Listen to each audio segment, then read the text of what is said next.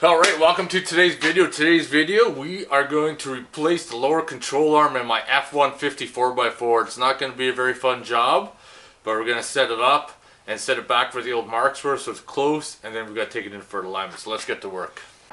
So one of the first things we're going to do to get rid of the lower control arm, I'm going to try it this method. We're going to knock the steering linkage off here. Apparently you could wiggle it past the CV boot if you're careful. So we're going to try to leave that intact, otherwise you're going to have to pull the axle off. I got everything soaking in PB Blaster, and then we're going to remove that section right there, and then remove the nut on the bottom, and then pound her out. We'll see. Let's get this on the road. Spin the nut off of the steering linkage.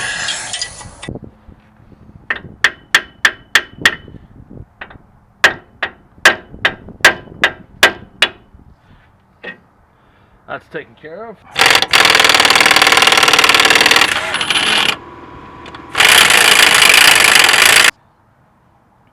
This is a good time to pull the nut off the sway bar link. Put a 15mm wrench as a spot on the sway bar link, and then start taking her off. Whoops. Sway bar link's been moved. Now we're gonna yank the strut out. So close.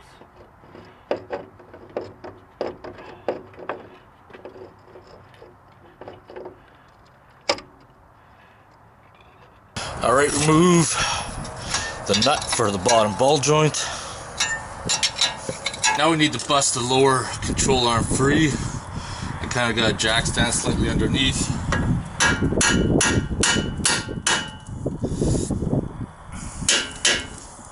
I got her to break free. It's actually easier since your new control arm will have a nut on it, is to just hit the bottom of the nut and the ball joint right there. Broke that bitch free. Now we can start removing the rear control arm. This back one is kind of awkward.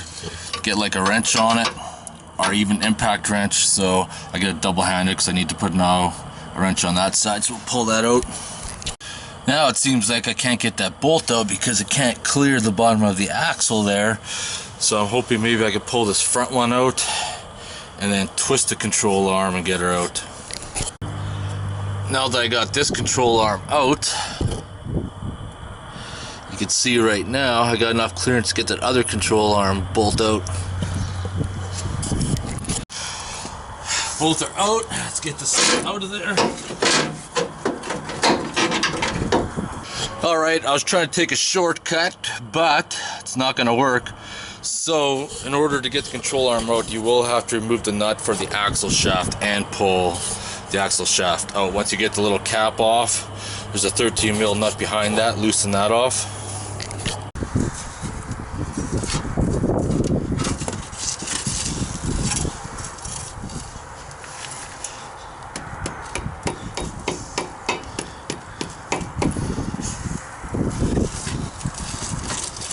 She'll come, she's just a little stubborn.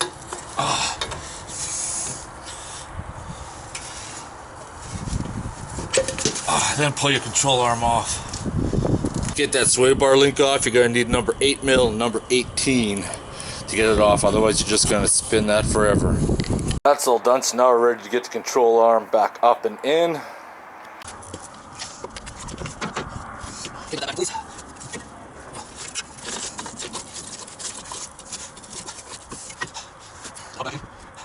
You can see right there where the old grooves are. This is slotted for your alignment. So what we're going to do, we're going to set it up, just kind of snug it but not tighten it, get it into position where it's supposed to be, and then once we get it all back together, we're going to put some weight on and tighten it, and once it's kind of close to where it was factory, then it should be pretty good to drive down to the shop to get an alignment done.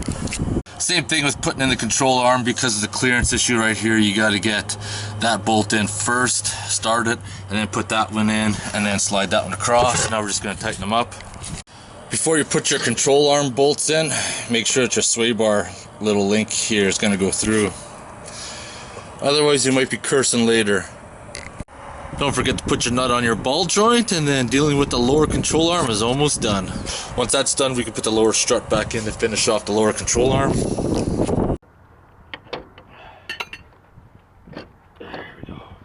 There we go, fucking cocksuckers in. Gotta make sure this is perfectly straight to go in, otherwise you're gonna be hating life. Hating fucking life.